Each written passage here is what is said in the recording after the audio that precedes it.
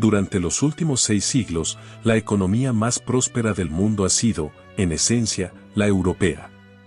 Sin embargo, en el último siglo, el equilibrio ha comenzado a inclinarse hacia Asia, con países como Japón alcanzando un crecimiento sorprendente. ¿Por qué algunas naciones son ricas mientras otras permanecen en la pobreza? En este libro fundamental, David Landes aborda esta cuestión tomando como punto de partida la riqueza de las naciones, de Adam Smith. A lo largo de sus páginas, narra la extensa y fascinante historia de la riqueza y el poder en el mundo, la creación de la prosperidad, las trayectorias de vencedores y vencidos, el ascenso y declive de las civilizaciones. Con una mirada histórica y analítica, el autor explora cómo las distintas culturas han impulsado, o frenado, el éxito económico, militar y material de las naciones.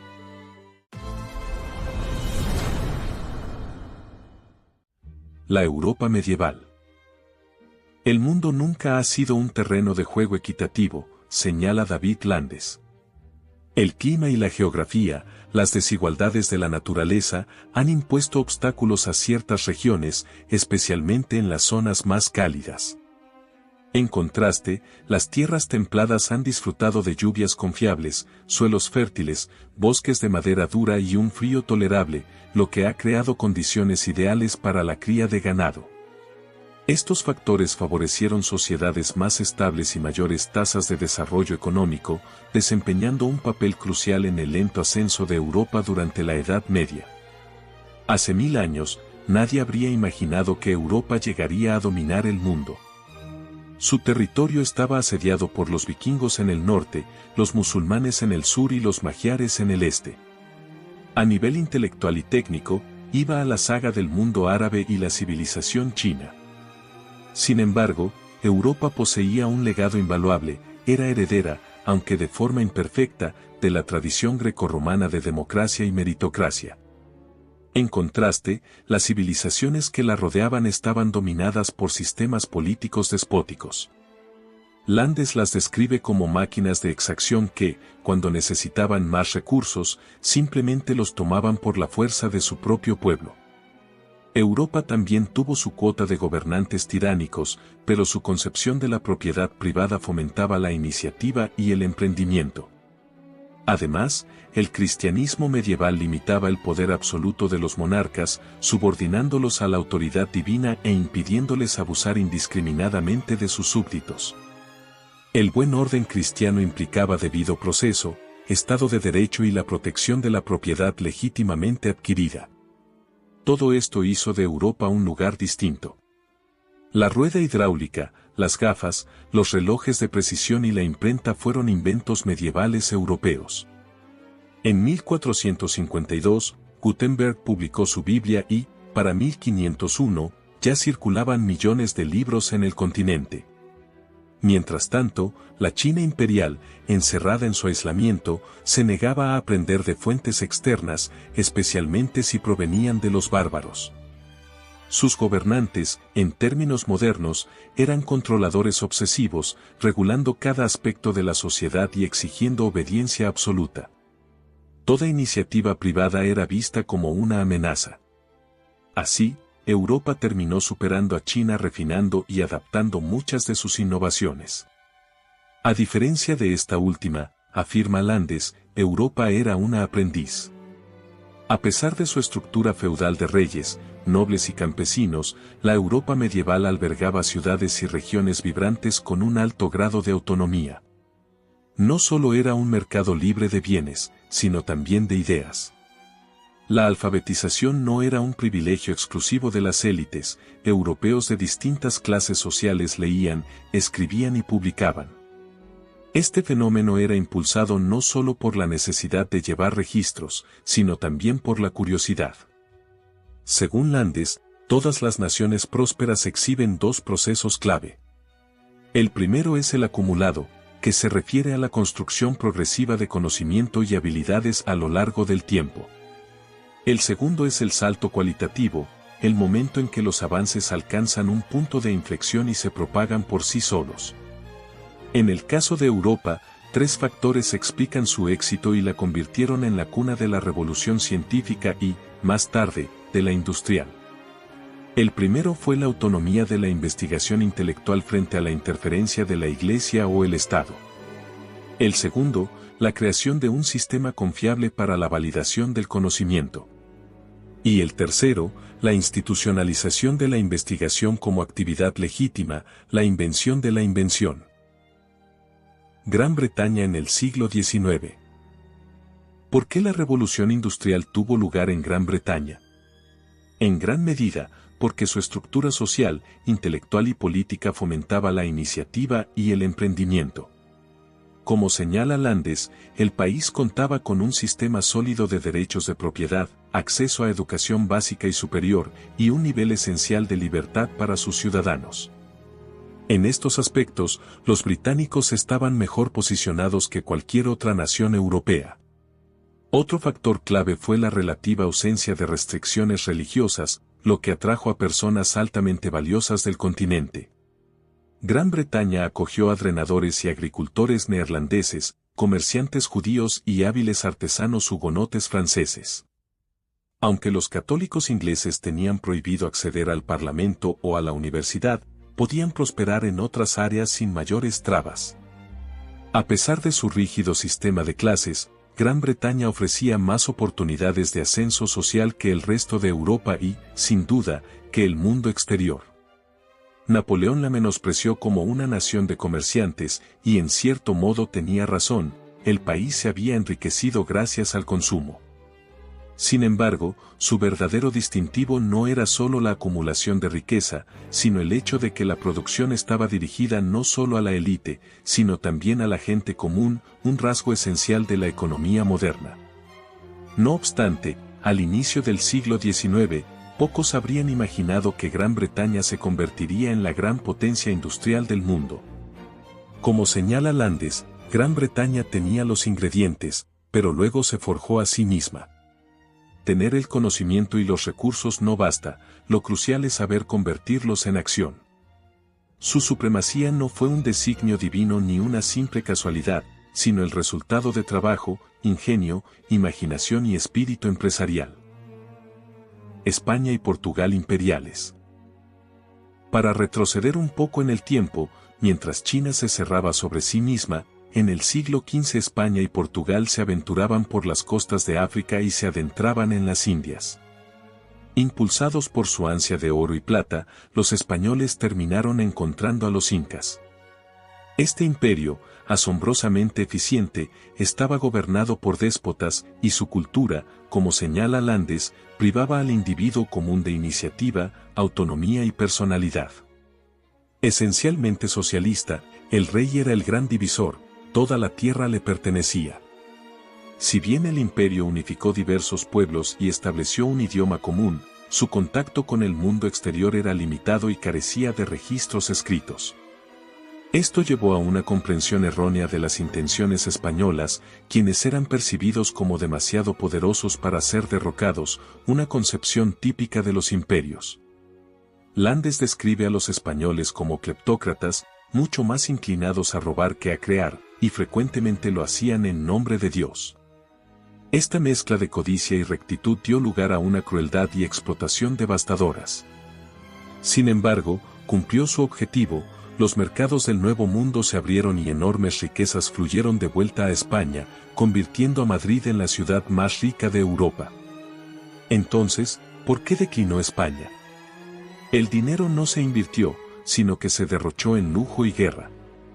Según Landes, como el país no había generado su nueva riqueza a través de la industria, no estaba preparado para utilizarla de manera productiva.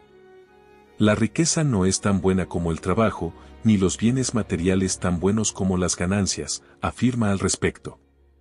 España carecía del respeto por el trabajo arduo que sí habían cultivado los holandeses, ingleses, franceses y genoveses, y mantenía una fatal creencia en su superioridad religiosa y social.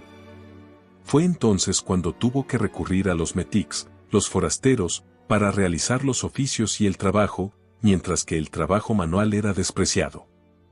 Según Landes, España se empobreció porque tenía demasiada riqueza, mientras que otros países tuvieron que desarrollar hábitos de trabajo que les permitieron crear riquezas más perdurables.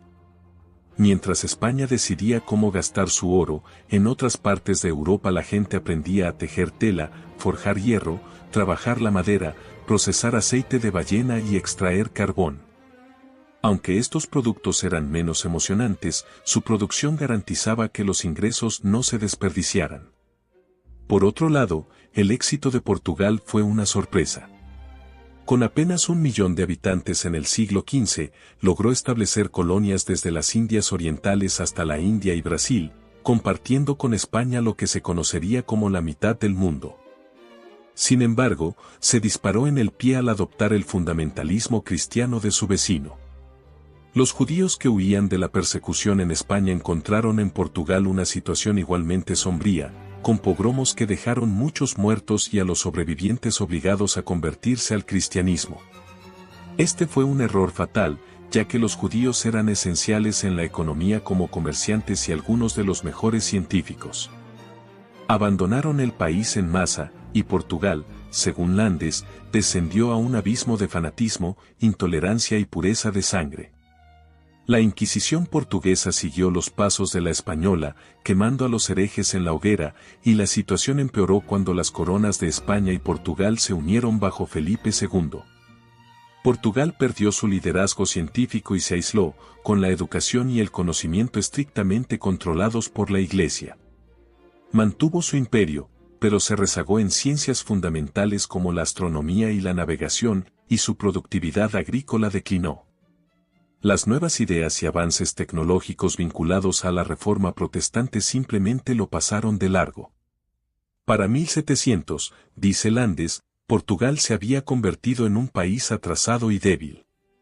Así, la fórmula simple, repetida una y otra vez a lo largo de la historia y, sin duda, aplicable a España y Portugal, el cierre mental equivale al fracaso económico. La importancia de la cultura. El libro de Landes fue publicado en el mismo año que Armas, Gérmenes y Acero de Jared Diamond, un bestseller que argumentaba que la geografía favorable de Europa fue el factor decisivo en su éxito. Aunque la teoría de Diamond resulta en su mayoría convincente, no explica por completo por qué persiste la desigualdad en la prosperidad del mundo moderno. Landes sostiene que, aunque la geografía ha jugado un papel crucial en el desarrollo de las naciones, sería un error ver la geografía como destino. Europa, sin duda, tuvo suerte, pero la suerte es solo el principio. Según Landes, algunos historiadores buscan una historia multicultural, globalista y egalitaria que cuente algo, preferiblemente algo positivo, sobre todos. En este enfoque, el éxito europeo y americano se considera un accidente afortunado. Pero si esto fuera cierto, ¿cómo explicamos la industrialización y prosperidad de países asiáticos como Malasia, Singapur y Corea del Sur desde la Segunda Guerra Mundial? Mientras tanto, muchos países africanos y sudamericanos han permanecido estancados o incluso retrocedido. ¿Es acaso el progreso de estos países un mero accidente? Este argumento, evidentemente, pasa por alto los esfuerzos de las personas que hicieron posible este progreso, y solo algunos de ellos fueron líderes o funcionarios gubernamentales. Otros sostienen que tal vez los países en cuestión no quisieron industrializarse ni adoptar instituciones occidentales, ya que se oponen a cualquier forma de imperialismo. Landes reconoce que hay algo de verdad en esta postura, pero señala que la riqueza es riqueza y la pobreza es pobreza, sin importar el país en el que te encuentres. Además, muchos de estos lugares han tenido múltiples oportunidades para mejorar. Entonces, ¿cuál es el factor X que distingue a las naciones dinámicas y exitosas de aquellas que languidecen? Cualquier estudioso del vínculo entre cultura y economía no puede ignorar el famoso ensayo de Max Weber, La ética protestante y el espíritu del capitalismo.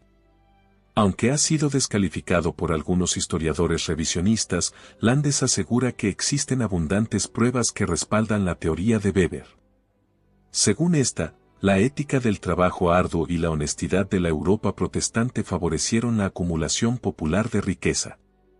La Reforma protestante también estuvo vinculada a una mayor alfabetización y al cuestionamiento del dogma, elementos cruciales para el avance científico.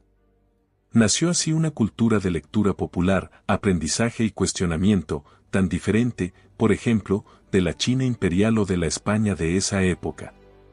El respeto a la autoridad fue reemplazado por un sentido de progreso y, en lugar de ser considerados delitos, la curiosidad y la innovación se convirtieron en caminos hacia la riqueza. Estas actitudes, por supuesto, jugaron un papel fundamental en el éxito de los Estados Unidos. Así, el factor X es una cultura de progreso que combina curiosidad, innovación y aplicación. Sorprendentemente, la búsqueda de una cultura económica exitosa está prohibida en ciertos círculos, ya que parece asociarse con la raza y la superioridad. Según el autor, esta actitud es una gran pena, porque la riqueza y la pobreza de las naciones es, esencialmente, un compendio de conocimientos sobre las leyes fundamentales del éxito, sin importar quién las haya aplicado. La riqueza y la pobreza de las naciones islámicas. La civilización islámica, en su tiempo, fue la maestra de Europa, mucho más avanzada en conocimiento y cultura. Sin embargo, desde el triunfo de 1187, cuando los cruzados cristianos fueron expulsados del Medio Oriente, Lande sostiene que el curso del Islam fue mayormente cuesta abajo. Mientras Europa comenzaba a separar lo religioso de lo secular, poniendo un énfasis renovado en la objetividad, el conocimiento y el progreso científico, el Islam insistía en la teocracia. Según esta visión, un buen Estado debía ser religioso, y aquellos dedicados a la ciencia eran vistos con desconfianza. ¿El resultado? Con excepción de los Emiratos ricos en petróleo, la mayoría de los países islámicos han quedado atrás en términos económicos y muchos de ellos se rigen por dictaduras de alguna índole. Al igual que los conquistadores españoles, los ingresos derivados del petróleo en muchos países árabes han resultado más una carga que una bendición. Esto se debe a que no se ha considerado necesario desarrollar empresas industriales competitivas a nivel global. Hoy, los países islámicos enfrentan otro gran obstáculo para su desarrollo y prosperidad, la exclusión de las mujeres del mercado laboral. Landes afirma lo siguiente al respecto. La clave del potencial de crecimiento y desarrollo de una nación radica en el estatus y el rol de las mujeres. Este es el mayor impedimento para las sociedades musulmanas del Medio Oriente en la actualidad, el defecto que más las aleja de la modernidad. El mundo árabe suele culpar a Israel de todos sus problemas, pero Landes sugiere que la paz en el Medio Oriente, si alguna vez se logra, solo pondría aún más en evidencia las fallas del modelo económico islámico. Lecciones del pasado. Con más de 500 páginas, La riqueza y la pobreza de las naciones es una obra mucho más compleja y matizada de lo que este video puede abarcar. El libro recompensa especialmente la lectura en dos ocasiones, una para obtener una visión global y otra para explorar los fascinantes detalles que encierra. El título, sin duda, se inspira en La riqueza de las naciones de Adam Smith. Sin embargo, Landes decidió que era crucial abordar no solo la riqueza, sino también la pobreza, ya que el fracaso puede ser el mejor maestro. ¿Encontró alguna similitud entre las naciones que no lograron prosperar? A pesar de no ser políticamente correcto, Landes admite que casi siempre se trata de un simple fracaso de aplicación. Tomando América Latina como ejemplo, observa que, incluso después de 200 años de independencia política, sigue siendo víctima de mala gestión y corrupción. La región sobrevive solo gracias al endeudamiento y la manipulación de los controles monetarios. Cada excolonia ha tenido que aprender que la independencia no garantiza la felicidad ni la prosperidad. Las industrias deben desarrollarse lentamente, la educación debe ser sólida y las instituciones deben construirse de manera efectiva. Algunas de las características comunes de los países prósperos son, una firme creencia en el progreso, la apertura a influencias externas y el deseo de producir en lugar de consumir. También se destacan el alto valor atribuido al aprendizaje, el énfasis en establecer hechos y un gobierno democrático, de y para el pueblo. En contraste, las búsquedas fundamentalistas de pureza rápidamente destruyen la salud económica. Los países optimistas y trabajadores siempre tendrán ventaja, pero son las cualidades de los individuos lo que los hace así. Cuando suficientes personas piensan de manera similar, surge una cultura. En la riqueza o pobreza, el éxito o fracaso de las naciones, la cultura juega un papel crucial. En el éxito o fracaso de los individuos, la cultura se traduce en carácter, honestidad, perseverancia, diligencia, visión, autoeducación y vivir conforme a los resultados. Al final del libro, Landes reconoce que esta receta de empoderamiento personal puede sonar a cliché. No obstante, en el fondo, cada persona, nación y empresa sabe que es una verdad fundamental. Las aptitudes naturales siempre representan una ventaja, pero nadie nace exitoso, del mismo modo que las naciones no nacen ricas. El mensaje central de la obra es claro y rotundo: el éxito genuino nunca es fruto del azar. Las naciones prósperas cultivan una cultura de progreso que fusiona la curiosidad con una aplicación constante y perseverante. Deseo que este video te haya resultado valioso. En ese caso, sugiero que te suscribas al canal para ver más contenido de este estilo. Hasta pronto.